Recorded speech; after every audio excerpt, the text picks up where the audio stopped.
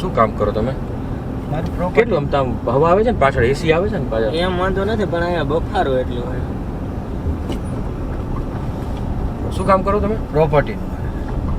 પ્રોપર્ટીનું એટલે લે વેસ્ટનું તમે આમ બીજું મોડું નથી થતું ને તને આમ? મોડું તો હવે જ્યારે પોકી ત્યારે હવે તારે ભુજનું કામ છે એટલે પછી ત્યાંથી ભુજ નીકળી જવાશે.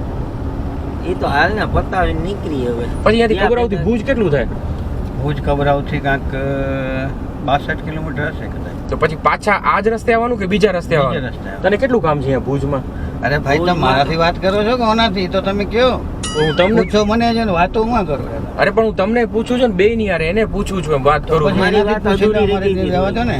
અરે મને ખબર પડે ને એટલે તમે પણ ખબર એટલે આવી રીતના ખબર પડવાની. બીજાને પૂછીને ત્રીજું મોબાઈલ કરી લેવાનું. એટલે પણ હું તમને પૂછીને પછી એની સાથે મેં કીધું બે સાથે ભેગી વાત થાય ને. એ ના આવે ને એમ કેવું ચાલે? તમારે ત્યાં ચાલતું અમારે ના ચાલે આવું.